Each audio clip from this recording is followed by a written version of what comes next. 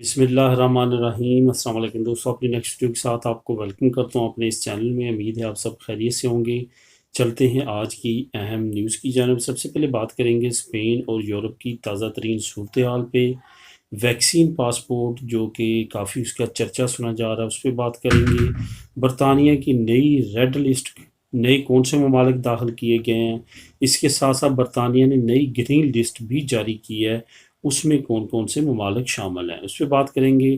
اس کے بعد وہ کون سا نیا امداد کا پروگرام حکومت نے لانچ کیا ہے جس میں آپ بغیر کام کیے بھی امداد لے سکتے ہیں۔ آخر میں بات کریں گے کہ سب سے زیادہ امیگرینٹس کو اس وقت بینیفٹس دینے والا ملک کون سا ہے۔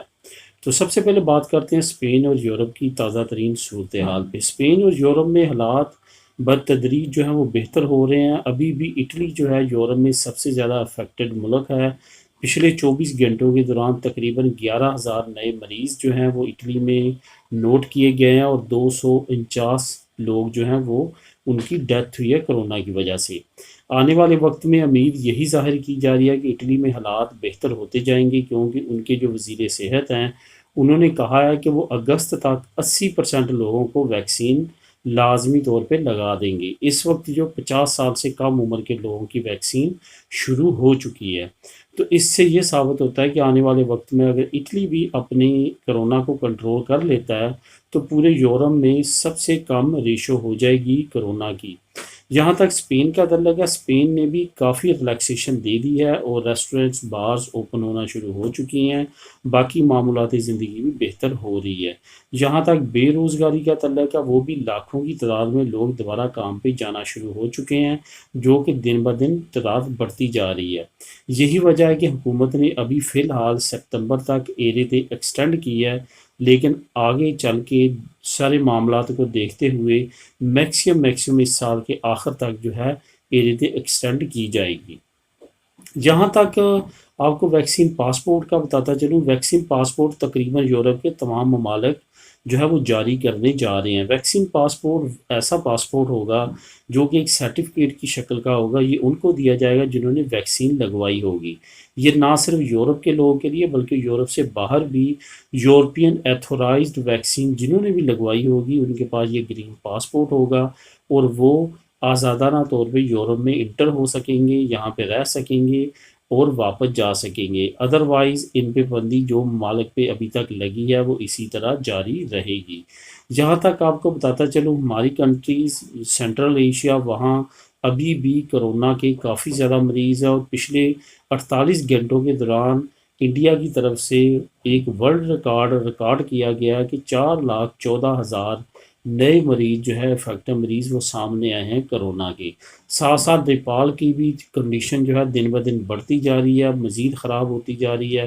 یہی وجہ ہے کہ کافی ممالک نے اب انڈیا کے بعد نیپال کو بھی ریڈ لسٹ میں ڈال دیا، اور وہ بھی اب دوسرے ممالک میں اس کے شہری بھی نہیں انٹر ہو سکیں گے۔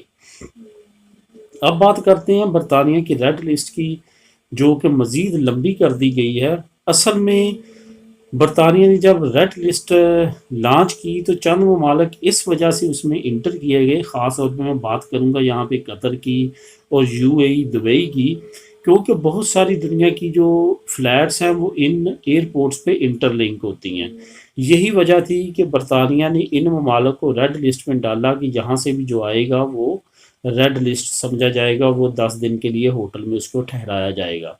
لیکن دنیا کے ریڈ لسٹ ممالک کے باشندوں نے ایک نیا طریقہ دریافت کیا۔ انہوں نے ترکی جانا شروع کر دیا کہ ترکی میں اگر جائیں گے، وہاں پہ اگر 1-2 ہفتے رہیں گے تو اس کے بعد کیونکہ ترکی ریڈ لسٹ میں نہیں ہے تو ہمیں 10 دن کے لیے برطانیہ میں ہوٹل میں نہیں رہنا پڑے گا اپنے خرچے پہ۔ یہی وجہ بنی اب ترکی کی ریڈ لسٹ میں دوبارہ جانے کی۔ ترکی حکام کو جیسے ہی اس کے بارے میں معلومات ملی تو اب انہوں نے ترکی کو بھی ریڈ لسٹ میں ڈال دیا ہے۔ اس کے ساتھ ساتھ نیپال کو ریڈ لسٹ میں ڈالا گیا ہے، اور اس کے ساتھ ساتھ مولداویہ ایک ٹورسٹ پوائنٹ ہے، جزیروں پہ مشتمل ایک چھوٹا سا ملک ہے، اس کو بھی جو ہے ریڈ لسٹ میں شامل کر لیا گیا۔ آج کے بعد جو بھی ان ممالک کے باشندے برطانیہ جائیں گے ان کو 10 دن کے لیے جو ہے کرنٹین کرنا پڑے گا، اور وہ تمام ایکسپینسز جو ہیں وہ اپنی جیب سے ادا کریں گے۔ یہاں تک گرین لسٹ کی بات ہے، گرین لسٹ کنٹریز وہ ہیں جو ان گرمیوں کی چھٹیوں میں برطانوی ان ممالک میں سیر کے لیے جا سکتے ہیں، ٹورزم کے لیے جا سکتے ہیں۔ ان ممالک کی 10 ممالک کی لسٹ جاری کی گئی ہے، جس میں فی الحال صرف اور صرف 2 یورپی ممالک شامل کیے گئے ہیں، جس میں پرتگال ہے اور آئس لینڈ ہے۔ اس کے علاوہ کسی اور یورپی ملک کو فی الحال شامل نہیں کیا گیا، لیکن ٹرانسپورٹ کے وزیر نے یہ کہا ہے کہ جون میں مزید ممالک کو اس لسٹ میں شامل کیا جائے گا، جس میں اسپین بھی شامل ہوگا، اٹلی بھی شامل ہوگا، گریس بھی، جو کہ زیادہ فیمس ہیں ٹورزم میں، اور خاص طور پہ برطانوی باشندے ان ممالک میں آنا زیادہ پسند کرتے ہیں۔ تو جون میں ان ممالک کو بھی گرین لسٹ کنٹریز میں شامل کر لیا جائے گا۔ اب بات کرتے ہیں کہ وہ کون سے لوگ ہیں جن کو بغیر کام کیے حکومت کی طرف سے امداد کا اعلان کیا گیا۔ یہ سیپے کی اناؤنسمنٹ ہے، اس کا لنک میں نیچے دے دوں گا آپ کو، آپ خود بھی اس کو ریڈ کر سکیں گے۔ اصل میں یہ آج سے تقریباً 1 مہینہ پہلے امداد کا اعلان کیا گیا تھا، لیکن لانچ نہیں کی گئی تھی۔ اب اس کو لانچ کر دیا گیا ہے، اگر کوئی اپلائی کرنا چاہتا ہے تو یہ اپلائی کر سکتا ہے۔ یہ امداد اصل میں ان لوگوں کے لیے ہے جو کہ زندگی کے سرکمسٹانسز کی وجہ سے کام نہیں کر سکے، کسی نہ کسی معذوری کی وجہ سے، کسی نہ کسی پرابلم کی وجہ سے جنہوں نے کام نہیں کیا، وہ یہ امداد اپلائی کر سکتے ہیں، اور یہ امداد سیپے میں اپلائی ہوگی۔ اصل میں یہ امداد ان لوگوں کے لیے ہے جو لوگ زیادہ مجبوری کی حالت میں، جنہوں نے زندگی جو بسر کر رہے ہیں، خاص طور پہ وہ لوگ جو قید میں رہے کافی عرصہ، قید کے دوران وہ کام نہیں کر سکے، اب وہ قید سے باہر آئے ہیں، کیونکہ امداد لینے کے لیے، پارو لینے کے لیے کام کرنا ضروری تھا، تو کیونکہ وہ قیدی کے طور پہ زندگی گزارتے رہے ہیں، اس لیے وہ کام نہیں کر سکے، تو وہ بھی ایلیجیبل ٹھہرائے گئے ہیں اس سچویشن میں۔ اس کے ساتھ ساتھ وہ جو اپنی فیملی کی سچویشن کی وجہ سے، خاص طور پہ عورتیں جو سیپریٹ ہو چکی ہیں، پہلے کام نہیں کر سکیں گی، وہ بھی اس کیٹاگری میں آتی ہیں۔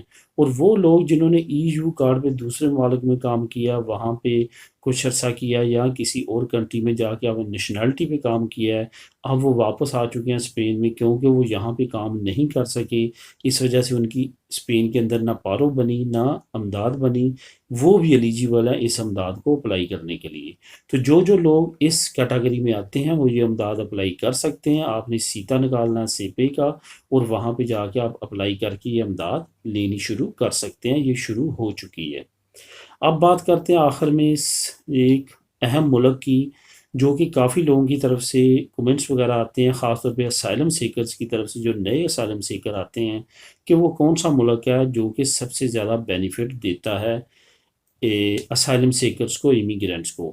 تو وہ ملک ہے آسٹریا۔ آسٹریا اس وقت یورپی یونین میں سب سے زیادہ بینیفٹس دینے والا ملک ہے، جو کہ اللیگل اگر وہ آپ کو رہائش دیتا ہے تو وہ آپ کو اس صورت میں بھی بینیفٹ دیتا ہے، اگر آپ اپنی پرائیویٹ رہائش میں رہتے ہیں تو تب بھی وہ بینیفٹس دیتا ہے۔ تو اس میں تھوڑی سی ڈیٹیل سے بات کرتے ہیں۔ تو سب سے پہلے تو آپ کو یہ بتاتا چلوں کہ اگر آپ سرکاری رہائش میں رہتے ہیں تو وہ پھر پر منتھ آپ کو 50 یورو دے گا، آپ کی پاکٹ منی، اس کے ساتھ ساتھ 5 یورو ڈیلی بیس پہ آپ کے کھانے کے دے گا۔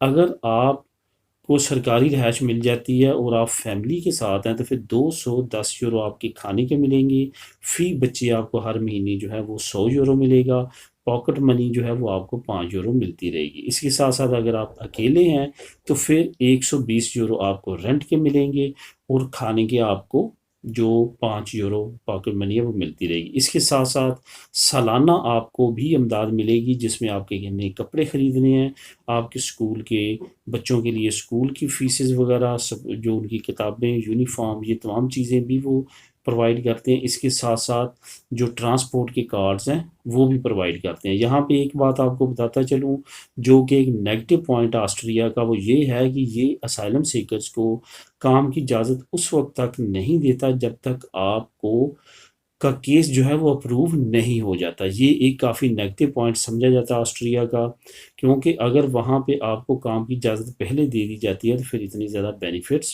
وہاں پرووائڈ نہیں کیے جاتے۔ تو دوستو یہ تھی آج کی اہم نیوز۔ ملیں گے نیکسٹ ویڈیو میں نئی نیوز اپڈیٹ کے ساتھ۔ اللہ حافظ۔